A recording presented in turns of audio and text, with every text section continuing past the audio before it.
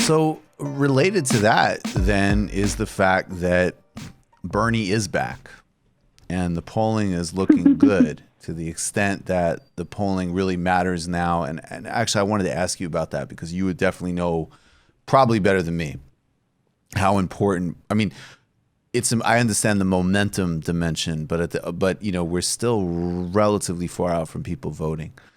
But between the rally, the endorsements of Ilhan and Rashida and AOC, and these new poll numbers, which if they were Warren numbers or Buttigieg numbers, they would be beamed into our brains through, all of our devices.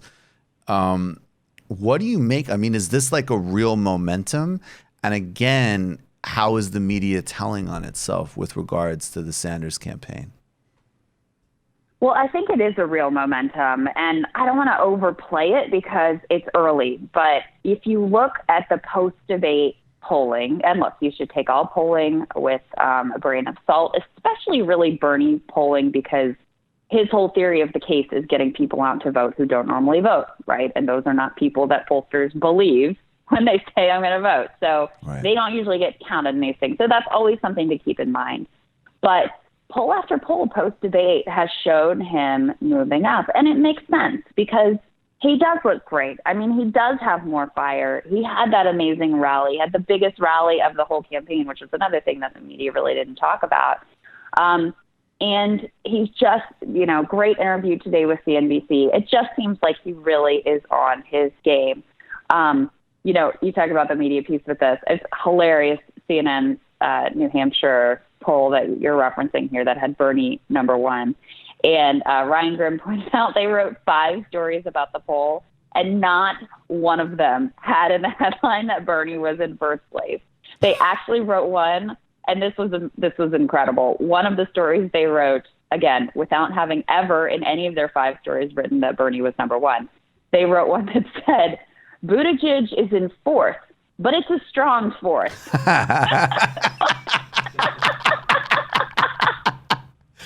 I mean, keep it positive. They're trying to vision board this guy into the nomination. I put that in. I posted a little newsletter today, which, by the way, I'm just gonna shamelessly shill. You guys should sign up at rising.substack.com. It's me and Sagar. But I put up a little post, and I was like, I know you're gonna think that I'm making this up, but I swear to God, they really did write that as the headline. It's just incredible. And but I think there's something else that is beginning to happen here, which is something that you and I have talked about a lot in the past as well, which is there's starting to be some separation in the public's mind between Bernie and Warren. Right. And, that's attributable directly to the campaign finally decided that they needed to do this. And I think they chose the right moment.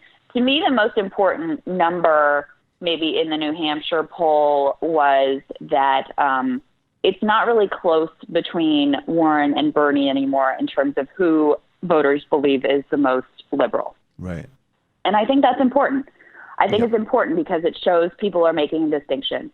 And as much as we want to just have a love fest and everybody's great, et cetera, at the end of the day, it's a zero-sum game. There's only one candidate who can win. And you have to know both why to vote for someone and also why they're different from someone else, why you should choose one over the other, why you should pick sides.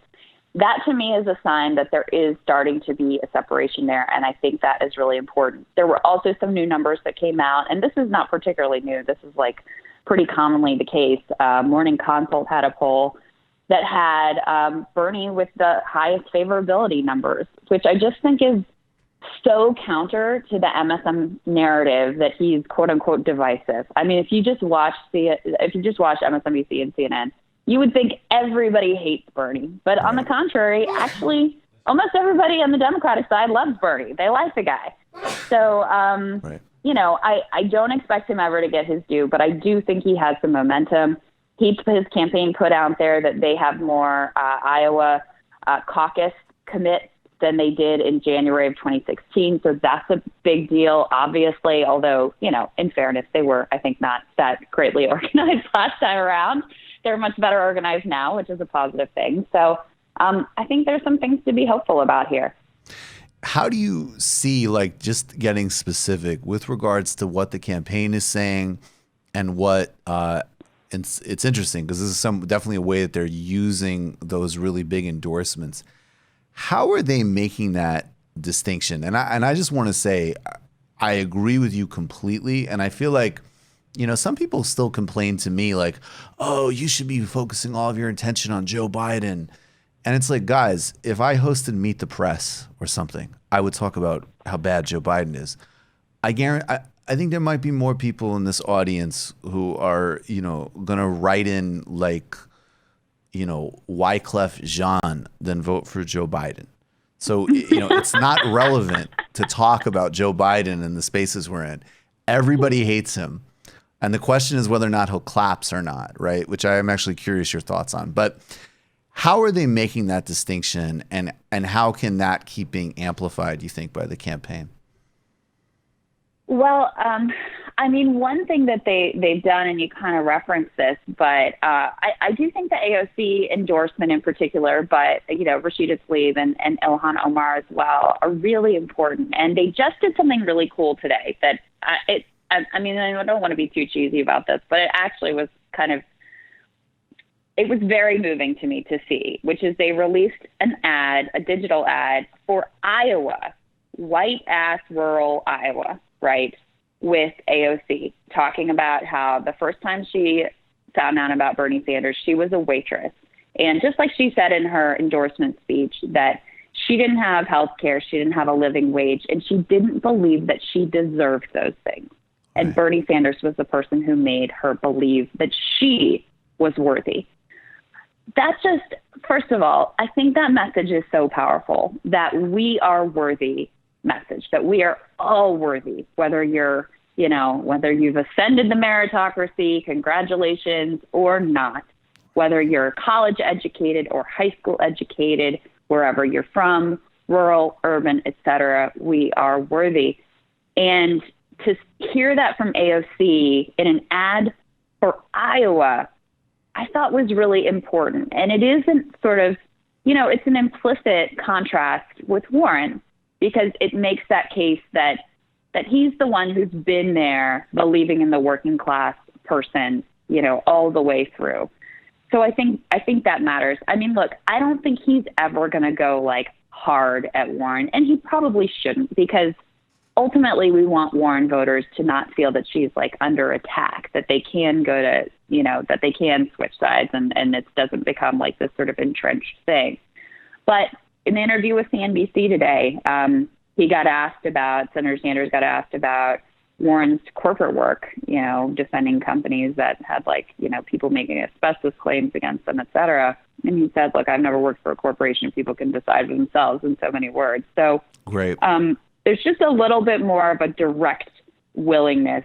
In the past, he would have just said, look, Elizabeth and I are friends, period. You know, now there's just a little bit more willingness to make the case. And I do have to say, the Medicare for All issue has been a real weak spot for Warren. Sanders, that's something else we're seeing in the poll numbers, is he's really pulled out to a big lead on healthcare, which is the number one issue of Democratic primary voters. Her searching around for an answer, looking evasive, trying to come up with something that's a tax that they don't call a tax, to make the numbers work for her. It's not that any of it is the wrong answer necessarily. It's that it looks like a typical politician. And to me, that is the thing in terms of, look, I've obviously got my reasons that we've talked about a lot, and I know you share, for why I think Sanders is the importantly different than Warren in terms of his coalition and the realignment he uniquely could bring to the Democratic Party. But I think for the larger public, just the idea that she's a typical politician and he's not, I think it's pretty powerful. And I think it's pretty true, rings true for a lot of people. I think you're 100% right. You just watched a Michael Brooks show video. Subscribe to get them all. Why wouldn't you? Don't be foolish. Click subscribe below and become a patron as well. Patreon.com/TMBS. Thanks, everybody.